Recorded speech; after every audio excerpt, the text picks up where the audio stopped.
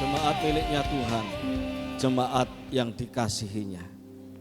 Ibadah raya pagi hari ini kita lakukan dengan pengakuan pertolongan kita datang dari Tuhan pencipta langit dan bumi serta segala isinya.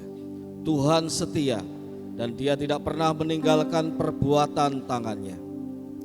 Turunlah atas kita sekalian kasih karunia dan damai sejahtera dari Allah Bapa, Allah Anak, dan Allah Roh Kudus. Amin. Kami mengucap syukur kepada Tuhan. Engkau Tuhan yang kami muliakan, Engkau Tuhan yang kami tinggikan. Lawatlah kami pada ibadah pagi hari ini ya Tuhan, seluas-luasnya karyamu, kebesaranmu, nyatakanlah ya Tuhan. Dan biarlah kami menjadi anak-anak Tuhan yang sungguh-sungguh mengalami Engkau, mengalami pemulihan-Mu, mengalami pembaharuan-Mu, mengalami mujizat-Mu, dan mengalami segala kebaikan-Mu dalam ibadah pagi hari ini.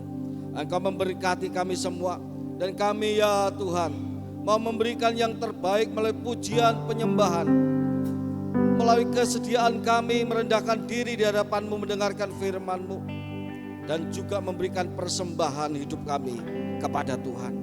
Engkau yang dimuliakan ya Tuhan. Di dalam nama Tuhan Yesus kami berdoa. Amin. Selamat beribadah, Tuhan Yesus berkati kita semua. Shalom. Ada sukacita pagi hari ini, amin. Sekalipun ada pergumulan, ada tantangan, ada masalah yang kita hadapi, tapi percayalah ketika kita bersatu hati di tempat ini, maka sukacita dari surga melimpah di dalam hidup kita, amin. Sebab hanya Yesuslah yang menjadi sumber sukacita kita. Pagi hari ini mari kita mau bersama-sama menaikkan pujian syukur kita ke hadapan Tuhan. Kita mau menyatakan rasa terima kasih kita, sebab Tuhan yang kita sembah, Dia adalah Tuhan yang baik, Dia sangat baik dan Dia teramat baik bagi kita, amin. Siap memuji Tuhan, amin. Siap memuji Tuhan? Mari berikan sorak-sorai kemuliaan bagi nama Tuhan. Yes.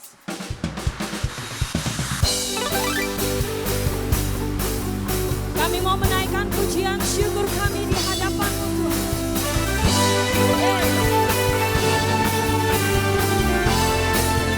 Mari nyanyikan pujian syukurku, ku naikkan bagimu.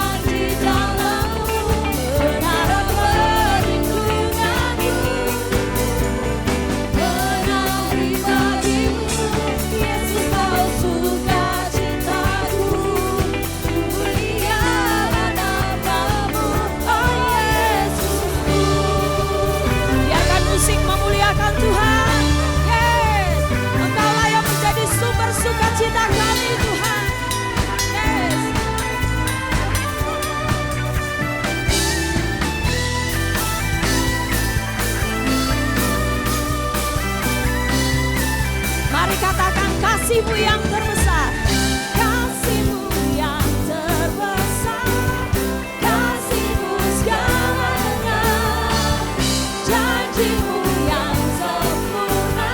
Oh, Kaulah sukacitaku, bersuka dalam-Mu, Yesus Kau kekuatan. Yes, Kau kekuatan kami Tuhan. Aman di dalam-Mu, menara perlindungan-Mu. Menari, menari bagimu, Yesus Kau sukacitaku. Mulia nama-Mu, oh Yesusku. Bersuka dalam-Mu, Yesus Kau kekuatanku. Amin. Aman di dalam-Mu, menara perlindunganku. Menari bagimu, Yesus Kau sukacitaku. Mulia nama-Mu, oh Yesusku. Mulia nama-Mu, oh Yesusku. Haleluya. Sekali lagi berikan sorak-sorai kemuliaan bagi nama Tuhan. Haleluya. Kau terbesar dan mulia, ajaib semua perbuatan-Mu. Kau yang terbesar Tuhan, Kau terbesar dan mulia, biarlah semua memuji-Mu.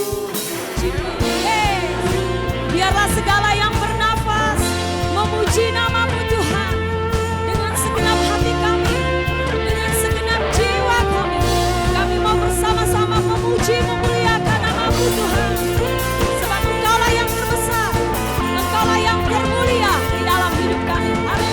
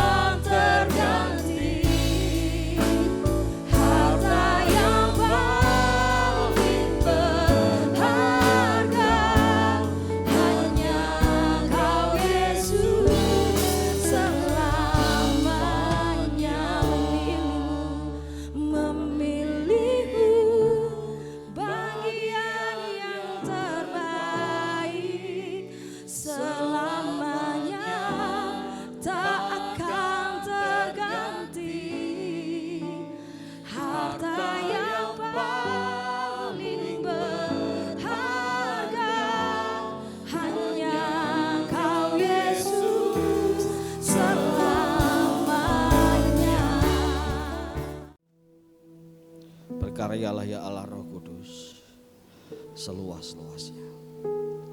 Sembari kami mendengarkan firman-Mu, berkaryalah dari orang per orang, pribadi demi pribadi.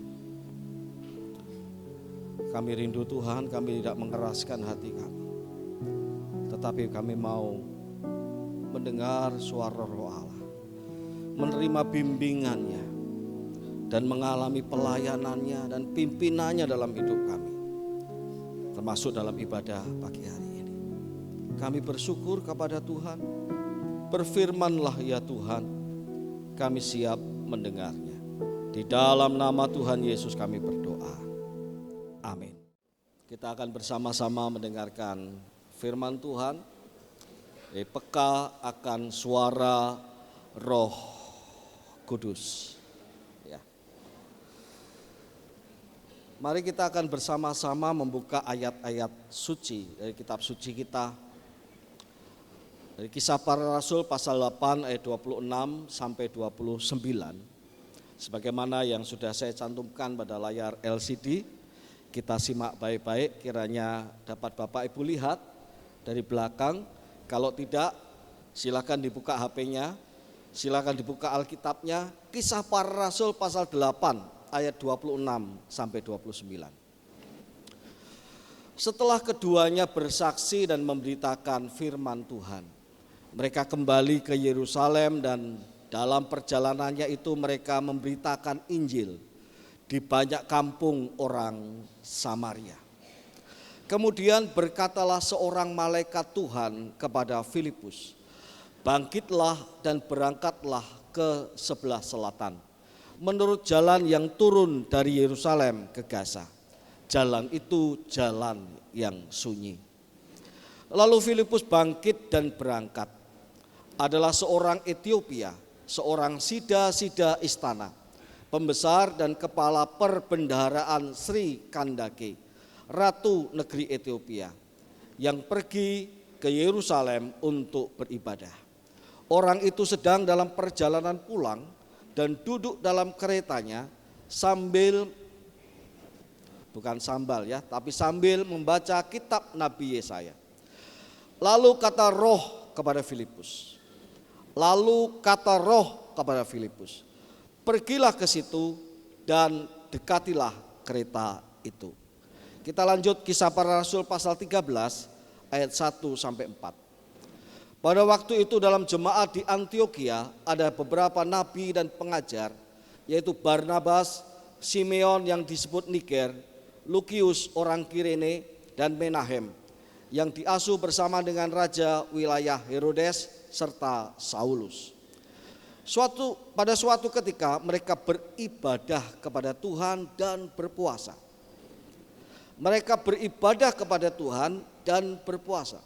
Berkatalah Roh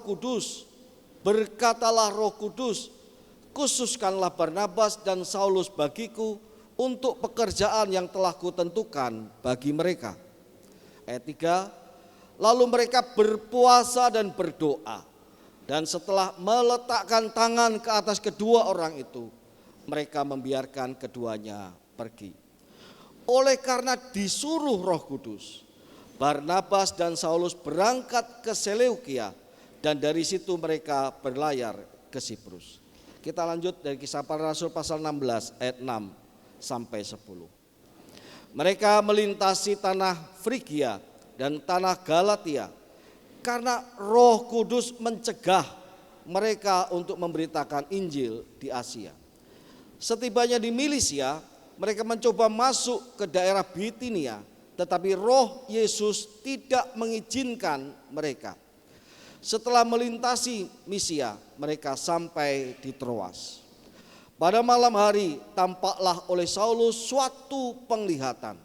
Ada seorang Makedonia berdiri di situ dan memohon kepadanya, menyeberanglah ke Makedonia dan tolonglah kami.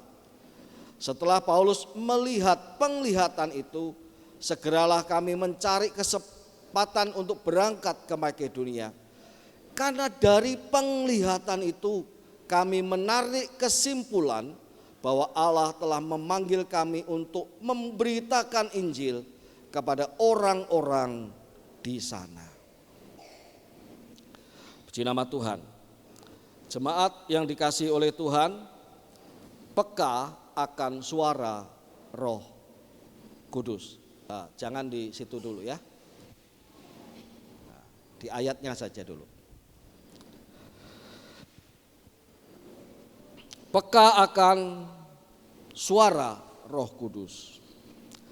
Bisa dibayangkan bagaimana jadinya kalau ada seorang siswa, anak bapak ibu semua, sekolah, tetapi tidak mampu mendengar apa yang dikatakan oleh guru mereka. Apa jadinya ketika bapak ibu membawa anak-anak untuk les, ya, les bahasa Inggris, les Mandarin, atau ilmu-ilmu eksakta, matematika, fisika, dan lain sebagainya. Apa jadinya kalau anak bapak ibu tidak mendengarkan apa yang dikatakan oleh guru lesnya? Maka sepertinya ijazah yang keluar ketika dinyatakan lulus menjadi sebuah ijazah yang kosong. Meskipun ada isinya, di sana ada angka-angka yang ditulis dan dinyatakan lulus. Karena zaman sekarang konon katanya tidak seperti zaman orang tua kita dulu. Mau sekolah saja sulit, apalagi lulus juga sulit. Sekarang ini sekolah itu dibanjiri banyak orang, tetapi untuk lulus pun makin gampang. Makin mudah orang, bukannya tingkat SD, SMP, SMA. Sampai lulus doktor S3 pun orang sepertinya tidak harus memeras otak, tidak harus sungguh-sungguh belajar. Tiba-tiba sudah wisuda dan bergelar doktor. Artinya tanpa mendengar guru, tanpa mendengar guru les, tanpa mengikuti arahan dosen, setiap orang bisa lulus tetapi kosong, kemampuannya kosong, pengetahuannya dalam bidang yang ditekunnya tidak ada. Karena apa? Tak mampu mendengar. Apa jadinya kalau sebuah tim sepak bola tidak mendengar instruksi dari pelatihnya? Apa jadinya? Maka sepak bola yang pemainnya paling jago sekalipun, profesional sekalipun, akan bermain seperti pemain-pemain tarkam, antar kampung. Kenapa? Karena tidak ada kesulitan, tidak ada kerjasama. Setiap orang bermain dengan caranya sendiri. Setiap orang menendang dengan maunya sendiri. Tidak pernah mendengarkan apa yang dikatakan pelatihnya. Terjadilah kekacauan dalam permainan itu. Demikianlah jemaat Tuhan, kalau dalam hidup kita tidak peka pada suara roh, kalau telinga rohani kita tidak sensitif kepada suara Roh Kudus, maka setiap kita akan mengambil kebenaran kita sendiri. Maka setiap kita akan melangkah dengan kemauan kita sendiri. Maka setiap kita tidak akan pernah menjadi penurut Allah. Benarkah ada suara Roh Kudus? Saya tidak cantumkan ayat itu di atas, tapi saya akan bacakan dalam Injil Yohanes yang sudah sering kita baca pada sepanjang tahun ini. Injil Yohanes pasal 16 ayat 13 demikian. Perhatikan baik-baik. Silakan dibuka di HP-nya masing-masing. Injil Yohanes 16 ayat 13. Namun apabila ia datang, yaitu roh kebenaran, ia akan memimpin kamu ke dalam seluruh kebenaran. Perhatikan ini. Roh itu akan memimpin kamu dalam seluruh kebenaran. Sebab ia tidak akan berkata-kata dari dirinya sendiri. Perhatikan, ia tidak berkata-kata. Ia tidak akan berbicara dari dirinya sendiri. Tetapi segala sesuatu yang didengarnya, itulah yang akan perhatikan, dikatakannya. Dan ia akan memberitakan kepadamu hal-hal yang akan datang. Roh Kudus itu berbicara. Roh Kudus itu memberikan nasihatnya kepada orang-orang percaya. Roh Kudus itu menyampaikan khotbahnya kepada orang-orang percaya. Roh Kudus itu menyampaikan bimbingannya kepada orang-orang percaya. Roh Kudus itu memberikan penghiburannya kepada orang-orang percaya.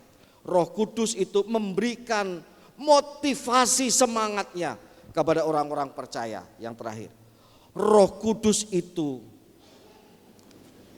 menunjukkan apa yang mesti dilakukan oleh orang-orang percaya. Jemaat yang dikasihi oleh Tuhan, pernahkah kita mendengar suara Roh Kudus? Halo? Loha? Halo? Halo? Pernahkah kita mendengar suara Roh Kudus? Suaranya macam apa? Macam suara Pak Andi? Atau macam suara Pak Andreas? Atau Pak Titi? Bukan macam suaranya yang penting, tetapi apa yang dikatakannya kepada kita, itu yang penting. Jemaat yang dikasihi oleh Tuhan, ayat-ayat yang kita baca menunjukkan bahwa Roh Kudus itu menyatakan suaranya dan membuat orang peka akan suara Roh Allah itu dalam dua hal. Salah satu komponennya ya, ini dalam dua hal.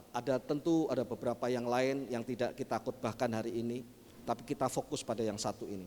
Pada dua hal, yaitu pada orang-orang yang tahu membangun hidup rohaninya, satu. Dua, pada orang-orang yang tahu melakukan perintah Allah. Dua ini. Roh Kudus akan menjadi PK suaranya bagi orang-orang percaya yang tahu membangun hidup rohaninya, manusia batiniahnya, manusia rohaninya. Dan yang kedua, orang-orang yang tahu melakukan kehendak Tuhan, mengikuti perintah Tuhan dan melakukan firman-Nya. Sebab Tuhan Yesus sendiri meneladankannya kepada kita. Tuhan Yesus adalah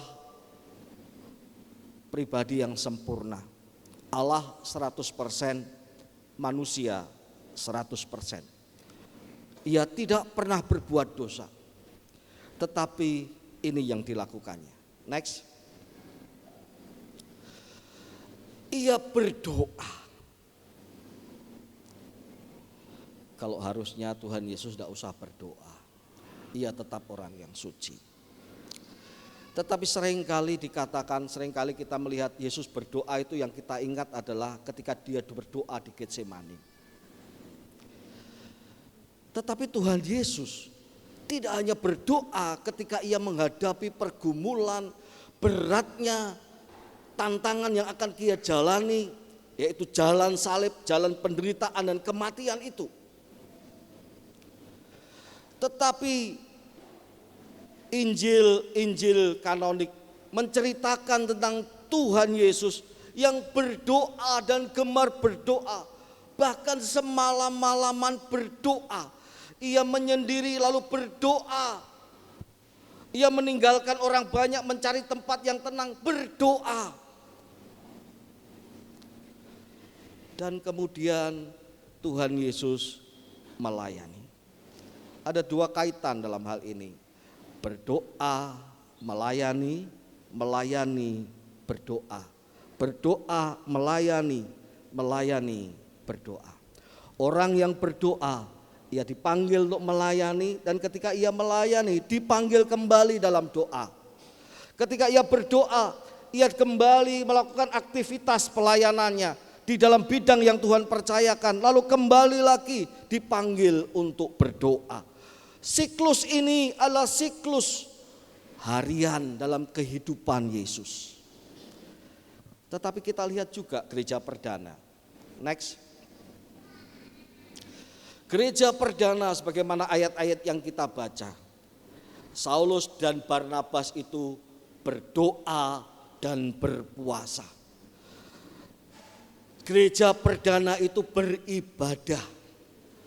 Gereja perdana juga dipanggil untuk melayani jemaat dan memberitakan Injil atau bersaksi.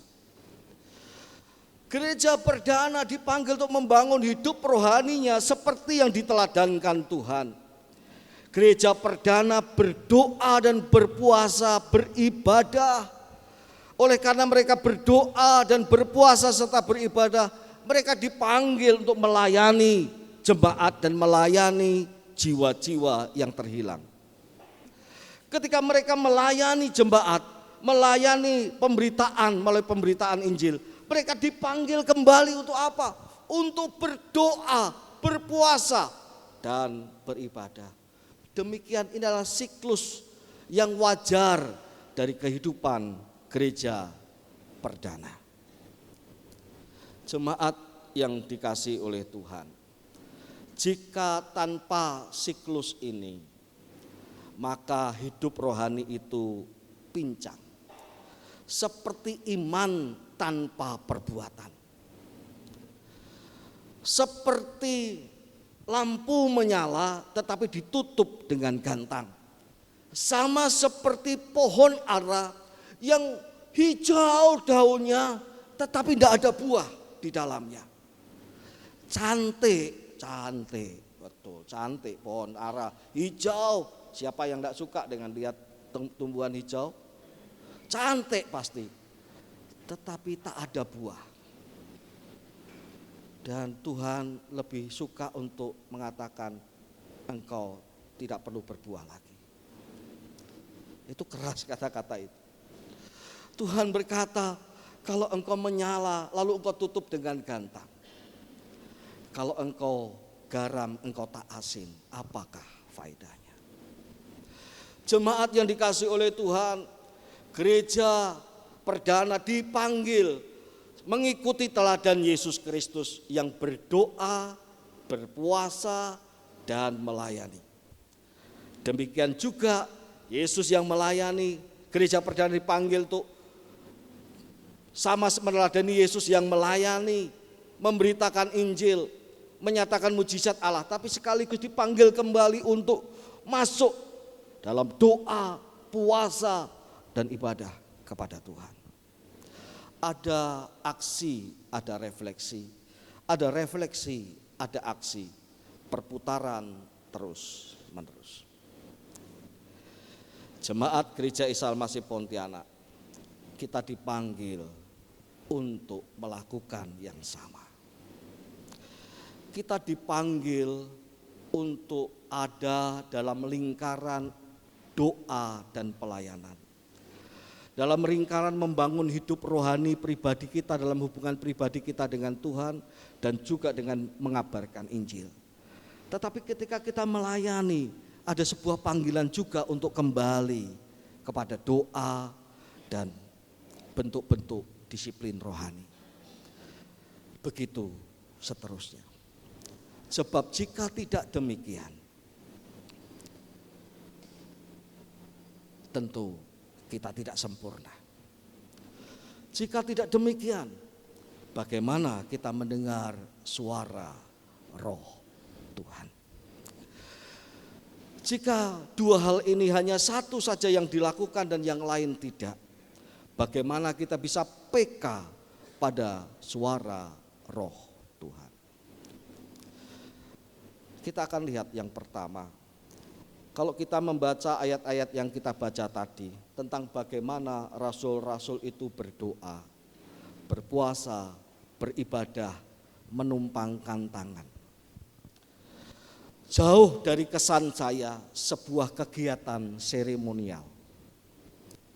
Jauh dari saya sebagai sebuah kegiatan yang upacara agamawi.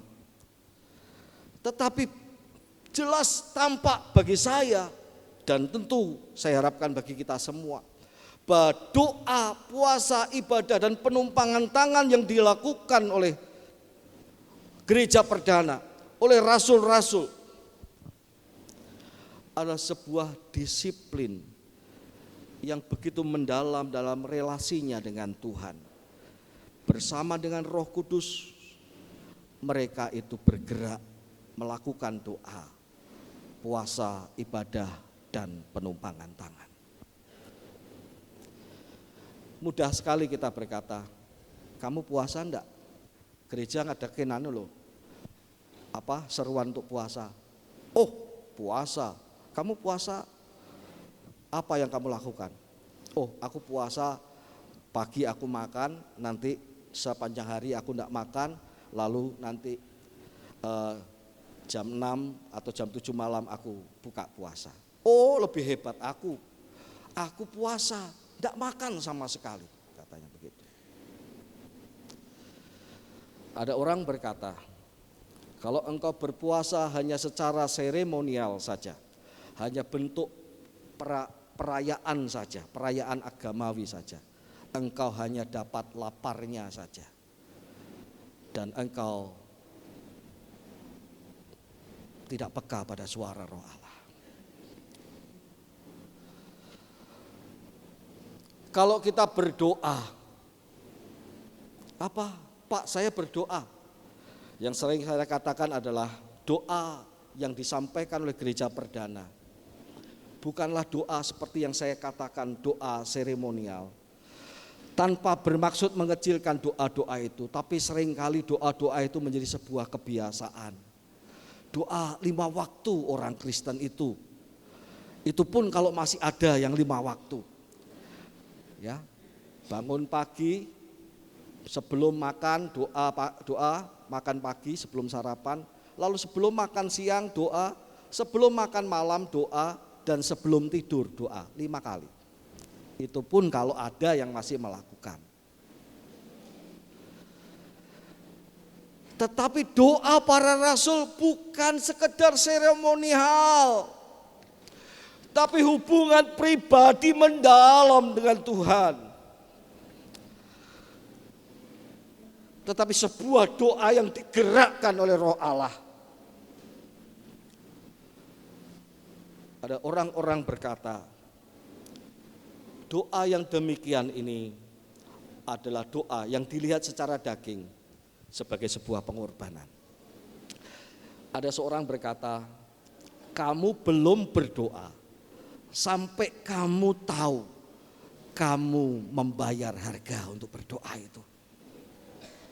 Ya, kalau kita berdoa sebelum makan itu, ya doanya mungkin tidak ada 1 menit ya. Kalau kepanjangan doa itu, apalagi kalau kita mau coffee time, doa makannya panjang, siap-siap nanti bisa dilempari batu ya. Ya, doa paling tidak ada 1 menit. Tapi kalau doa dalam arti yang khusus ini, kamu belum berdoa sampai kamu merasa kamu membayar harga untuk waktumu berdoa itu. Artinya apa? Artinya kita menyediakan waktu yang khusus untuk Tuhan. Saya bicara berdoa waktu khusus bertaat teduh sehari sekali. Tetapi kemudian ada kegerakan kembali berdoa menjadikan waktu 2 hari sekali. Coba bayangkan. Berapa Pak? Saya tidak bicara soal waktu, tetapi kira-kira 20-30 menit kalau mampu 1 jam. Ya, 20 menit saja boleh. Tetapi apakah kita mampu melakukannya sampai kita merasa sungguh membayar harga? Seperti itu mengambil waktu kita untuk melakukan banyak kesenangan dan hobi. Seperti itu mengurangi waktu kita untuk berbisnis. Seperti itu waktu kita untuk mengurangi waktu untuk rebahan. Karena Tuhan tentu berdoa kepada Tuhan sambil rebahan tentu tampak tidak sopan. Secara daging seperti membayar harga. Apakah undangan gereja untuk berdoa dalam malam pujian dan doa terasa begitu berat? Kalau terasa begitu berat, sebenarnya ada sebuah undangan untuk Bapak, Ibu, dan saya membayar harga. Loh, betul. Apakah berdoa secara korporat di gereja tampak begitu menyusahkan kaki kita untuk melangkah? Itu tandanya daging sedang menghambat kita. Dan tandanya kita sedang melampaui daging itu adalah kita membayar harga untuk itu. Yang pertama ya, kamu belum berdoa, kita belum berdoa sampai kita tahu bahwa kita membayar harga. Ada sesuatu yang kita korbankan. Yang kedua, dari sisi roh. Kalau tadi dari sisi daging, ini dari sisi roh. Kamu belum berdoa kalau kamu belum menikmatinya. Kita itu berdoa sampai kita itu menikmati bersama dengan Tuhan. Dan begitu kita itu enggak tunggu kapan selesai ya, enggak. Kita belum berdoa sampai kita jika kita tidak menikmatinya. Ketika kita menikmatinya artinya kita dibawa oleh Roh Allah untuk menikmati relasi hubungan kita dengan Tuhan. Sampai kemudian waktu 20 menit, setengah jam berlalu tanpa kita terasa. Karena apa? Karena saking intimnya menikmati hubungan dengan Tuhan. Dalam doa, dalam laku rohani, formasi spiritual, pembentukan rohani seperti ini. Roh Allah itu membuat orang-orang yang berdoa, berpuasa, beribadah seperti ini menjadi peka akan suara rohnya, akan suara roh Allah. Dan yang kedua sekarang, melayani. Apa melayani? Apakah kita melayani hanya sebuah skill? Kata seorang hamba Tuhan, pelayanan tanpa Roh Allah adalah sebuah pertunjukan. Sekali lagi ya, kata seorang hamba Tuhan, pelayanan tanpa Roh Allah adalah sebuah pertunjukan, show off. Skill itu penting, saya tidak berkata masa skill tidak penting. Maka orang-orang yang terlatih diberi talenta oleh Tuhan dalam memuji Tuhan, di dalam menyanyi, di dalam bermain musik, ya, itu skill, itu kemampuan, itu penting. Tetapi ada banyak orang di luar sana juga punya skill, punya kemampuan. Maka yang membedakan adalah Roh Allah ada enggak dalam pelayananmu itu. Dalam sebuah khotbah saya tidak ketemukan kembali khotbah itu. Direkam di YouTube tapi saya belum temukan kembali. Bukan di gereja ini, di gereja pelayanan saya yang lama. Saya pernah berkata kepada para pemain musik pada waktu itu. Kalau kamu bermain musik, kamu melakukannya dengan skill, itu masih setengah bagus. Tetapi kalau kamu bermain musik dalam pujian, sampai kamu merasa setiap dentuman drumku ini ku persembahkan untuk Tuhan. Sampai kau merasa kekuatan mengalir dalam hatimu, melonjak mengalir dalam tangan-tanganmu, dan tangan-tanganmu berkata, ini persembahanku untuk Tuhan. Sampai engkau memegang tutut pianomu, engkau berkata setiap pejitannya adalah sebuah persembahanku untuk Tuhan. Sampai setiap petikan gitarmu menjadi sebuah bagai dupa yang berbau harum di hadapan Tuhan. Sampai engkau merasakan itu, sampai engkau mengalami itu. Bukan hanya bermain dengan skill, tetapi bukannya bermain dengan skill yang kamu persembahkan, tetapi segenap hidupmu engkau persembahkan untuk Tuhan. Kalau engkau berkhotbah dengan ilmu khotbah, homiletik, setiap orang yang sekolah teologi mengambil mata kuliah itu. Ilmu berkhotbah, ilmu berorasi. Dan kalau sampai di sana saja menerapkan langkah-langkah khotbah, engkau pengkhotbah yang baik. Tetapi engkau belum menjadi pengkhotbah yang disertai oleh Roh Kudus. Sampai engkau merasakan bahwa seluruh hidupmu, keberadaanmu, kelebihan maupun kekuranganmu bersama dengan Roh Allah engkau persembahkan kepada Tuhan. Sehingga khotbahmu khotbah yang sungguh ada sebuah persembahan, bukan sebuah show kemampuan. Jemaat yang dikasihi oleh Tuhan, demikianlah pelayanan itu kita tahu. Tanpa doa, puasa, tanpa pembangunan hidup rohani, pelayanan pekabaran Injil akan menjadi sebuah pertunjukan. Show off. Siapa yang sedang menunjukkan diri di sana? Yang sedang dipuji oleh Tuhan. Engkau mengajak memuji Tuhan. Engkau mengiringi jemaat memuji Tuhan. Engkau memberitakan Injil. Tetapi yang sedang engkau cari adalah kehormatanmu. Aku memberitakan Injil. Kalau dia sampai percaya sama Tuhan, siapa yang bawa dia kepada Tuhan? Wah, luar biasa. Ada sebuah tim pujian yang luar biasa. Wah, hebat, main gitarmu hebat, main drummu hebat. Wah, skillful kamu. Sangat teknik sekali mainmu. Ya. Penuh dengan teknik-teknik tertentu. Tapi kalau sampai di situ saja,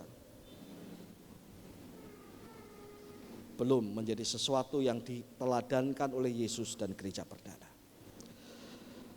Kita menjadi tidak peka pada suara Roh Allah.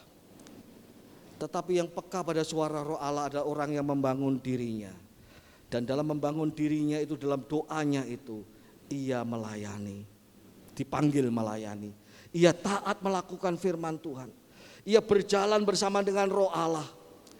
Dan ketika ia taat melayani, ia tidak terjerumus pada kegiatan, tapi ia dipanggil kembali di ruang-ruang kecilnya untuk berdoa, untuk berpuasa, untuk membangun hidup rohani bersama dengan Tuhan. Dan ketika ia berdoa, Tuhan Roh Kudus arahkan kembali aksi lagi. Ya, diajak keluar untuk melayani, untuk memberitakan Injil. Dan sepanjang hidupnya, baik dalam doa, baik dalam puasa dan membangun hidup rohaninya, maupun dalam pelayanannya, ia dipimpin, disertai oleh Roh Allah, dan ia dibuat oleh Roh Allah menjadi peka akan suaranya. Jemaat yang dikasihi oleh Tuhan, next. Ada sebuah quote. Jika kamu tidak berdoa, jangan kamu bicara. Ya. Jika kamu tidak berdoa, jangan kamu bicara. Terlalu banyak pembicaraan yang sia-sia, menyakiti orang lain, tidak membangun karena tidak berdoa. Berdoa dengan seperti tadi, sungguh-sungguh di hadapan Tuhan. Sebagai bentuk pembayaran harga, sebagai bentuk aku menikmati doa ini. Jika kamu hendak bicara, pastikanlah kamu setia berdoa. Bukan sudah berdoa loh ya. Pastikanlah kamu setia berdoa.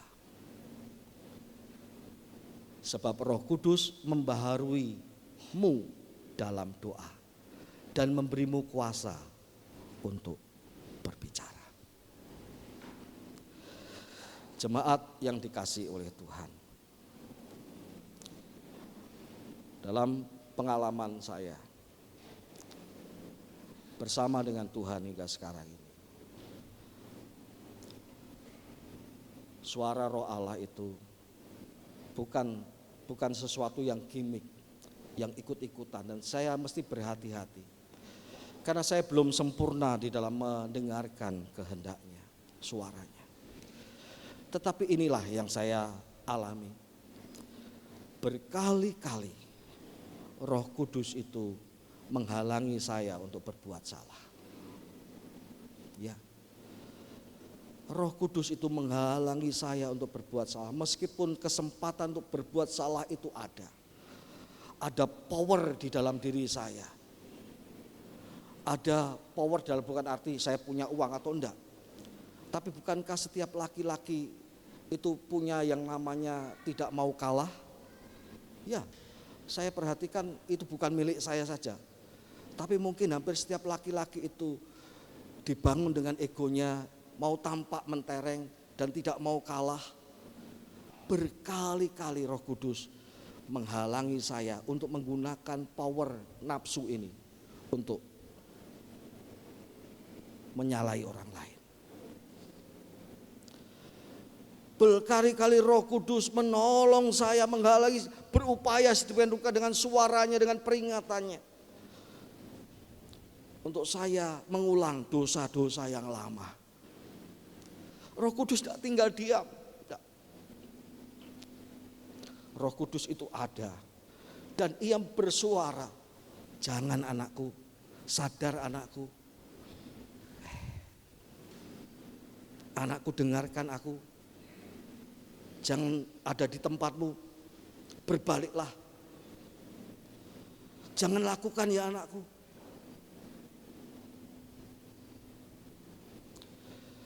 Roh Kudus juga berapa kali pengalaman saya itu hati saya tidak enak ketika saya mesti berkhotbah.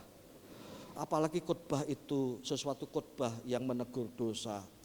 Khotbah macam-macam begini ini. Atau khotbah yang mengajak orang untuk melakukan apakah masih kurang beragama itu dan sebagainya. Oh, saya itu seperti memberatkan jemaat. Tapi beberapa kali saya punya pengalaman, saya dilarang oleh Roh Allah untuk mengubah teks khotbah saya. Itu yang kamu sampaikan. Tidak enak didengar Tuhan. Tidak, kamu mesti sampaikan itu. Aduh. Enak enggak? Enggak enak. Tetapi itu yang saya alami. Tidak selalu.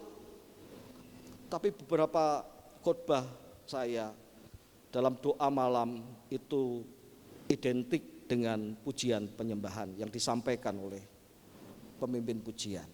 Tidak selalu Bapak Ibu, tidak selalu. Tapi beberapa kali apa yang saya siapkan. Dan Bapak Ibu tahu, saya ingin ubah khotbah saya itu. Tuhan, ngapain bicara soal kekudusan? Cari hal yang gampang, khotbah-khotbah yang gampang. Tapi begitu didesak saya, jangan ganti. Jemaat, itu bukan untuk saya katakan. Tetapi setiap orang yang berdoa dan melayani Tuhan dalam bidangnya masing-masing. Setiap orang yang membangun hidup rohaninya dan kemudian melayani Tuhan dalam bidangnya masing-masing. Dalam bisnisnya, dalam pelayanan di gereja maupun di luar gereja. Apa yang ia kerjakan, percayalah, berdoa engkau dibimbing, dibaharui oleh Roh Kudus. Berbicara, bergerak, engkau disertai oleh Roh Kudus. Amin. Maka hari ini saya mengajak kita semua untuk punya pengalaman PK akan suara Roh Kudus ini. Ada dua hal itu. Mana yang belum?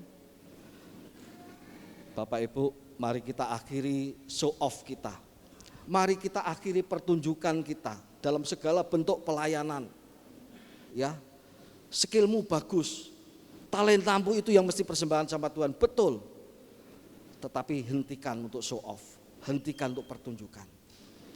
Mari bangun hidup rohanimu dan biarkan Roh Allah membimbingmu, membimbing kita, memperbaharui kita dan memperlengkapi kita dengan kuasanya dalam pelayanan ini. Jemaat yang dikasih oleh Tuhan. Oleh sebab itu, next.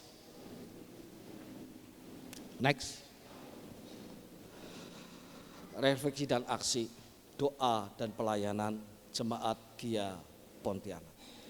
Mari saya mengajak kita semua PK pada suara Roh Allah dengan menyediakan wadah dua hal ini, yaitu berdoa dan melayani Tuhan.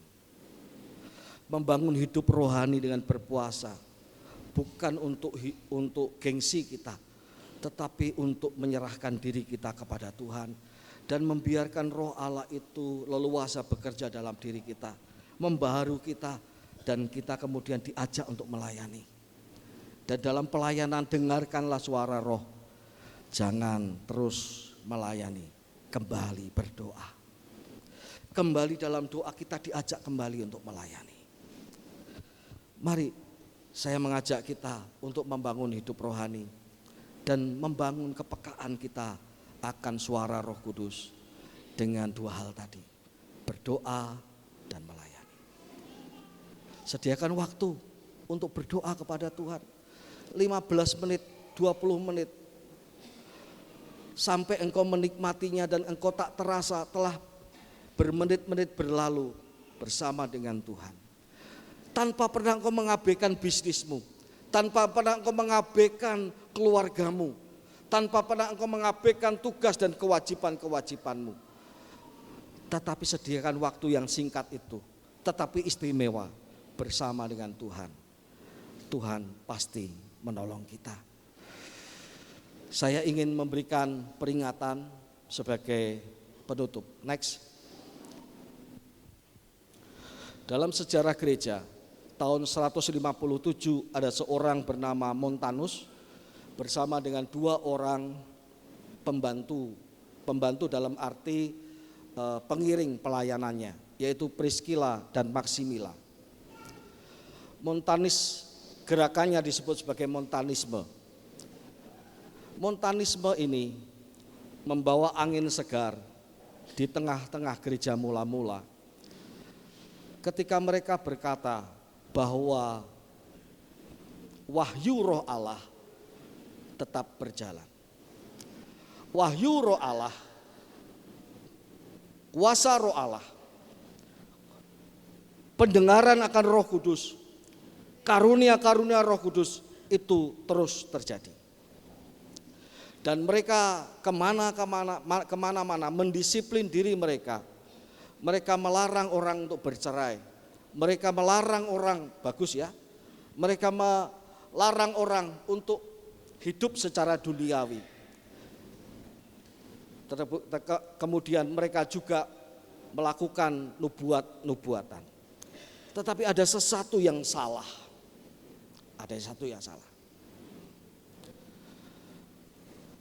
Yaitu ketika Montanus berkata, bukan hanya Roh Kudus di dalam aku, tetapi aku ini Roh Kudus. Gila ya. Bukan hanya Roh Kudus di dalam aku, tetapi aku ini perwujudan Roh Kudus. Aku ini inkarnasi Roh Kudus.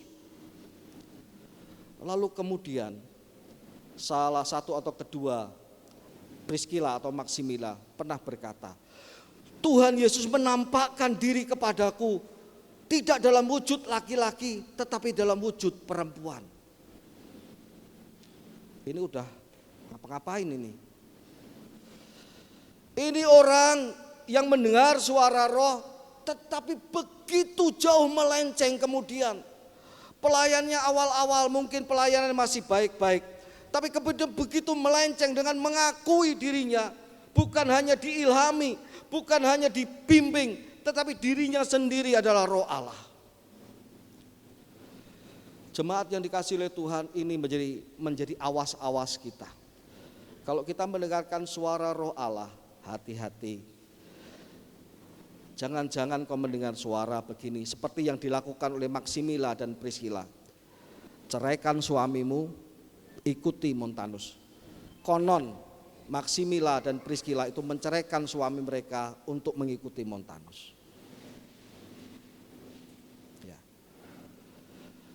Dan saya melihat seringkali kemudian kalau orang itu merasa dipimpin oleh Roh Allah, peka pada suara Roh Allah, dikit-dikit berkhotbah. Tadi malam Roh Tuhan berbicara kepada saya untuk buat bendera, untuk menyuruh jemaat bawa ember warna hijau. Hati-hati. Lalu pernah di Semarang itu ember warna hijau sulit dicari karena diborong oleh jemaat gereja Tuhan. Sulit dicari. Tiba-tiba ember warna hijau itu mahal harganya. Karena pendetanya bilang, Roh Tuhan berkata, besok minggu bawa ember warna hijau. Hati-hati. Hati-hati. Hati-hati. Kenapa Montanus bisa seperti itu? Saya perhatikan satu hal ini. Ketika orang sudah diarahkan, dibalikkan dari mengalami urapan Tuhan, lalu orang diputar menjadi orang bukan lagi memuliakan Tuhan, tapi memuliakan dirinya sendiri. Ia menerima pujian dan kemudian ia memberi diri dikultuskan. Oh, ini dia hamba Tuhan. Oh, ini dia anak Tuhan yang diurapi oleh Tuhan. Oh, dia itu jemaat biasa loh. Tetapi, dia itu dipakai oleh Tuhan. Lalu dia terima itu, dia mengagungkan dirinya. Seringkali di titik itu ia melenceng. Seringkali iblis tidak menipu dia dengan godaan-godaan yang nampak, tapi dengan godaan keangkuhan hidup itu. Jemaat yang dikasihi oleh Tuhan, Montanisme menjadi peringatan untuk kita. Kenapa? Meskipun Montanisme berakhir pada abad ketiga Masehi, tetapi sampai sekarang kita masih melihat, masih merasakan bibit-bibitnya. Kalau ada seorang hamba Tuhan mulai ditinggikan, saya seringkali hati-hati. Kalau seorang hamba Tuhan mulai berkata, gereja ini ada gereja yang sejati di hadapan Tuhan, tidak ada gereja seperti gereja ini, hati-hati. Karena Roh Allah tidak pernah membimbing kita untuk menjadi sombong. Karena Roh Allah tidak membimbing kita untuk mengagungkan seseorang. Hamba-hamba Tuhan mesti dihormati, ya, sama seperti jemaat juga harus dihormati. Tetapi yang paling utama, Roh Kudus itu tidak pernah membawa orang untuk mengagungkan dirinya, sebab ia akan memuliakan Kristus. Orang yang mendengarkan peka pada suara Roh Allah, siapa yang diagungkan? Yesus Kristus. Siapa yang diketuk hatinya oleh Roh Allah, mengagungkan, mencari hormat untuk dirinya? Tidak. Yang diagungkan adalah Yesus Kristus. Sebab itu kita bisa berkata dalam pujian kita, inilah yang ku renungkan setiap waktu. Apa? Nyanyian pujian dan pengagungan kepadaku. Gitu. Yang kita renungkan, yang kita inginkan adalah nyanyian pujian untuk Tuhan. Bukan untuk pendeta, bukan untuk siapapun, hanya untuk Tuhan. Roh Kudus akan selalu bersuara untuk kemuliaan Kristus Yesus, bukan untuk kesombongan kita. Amin.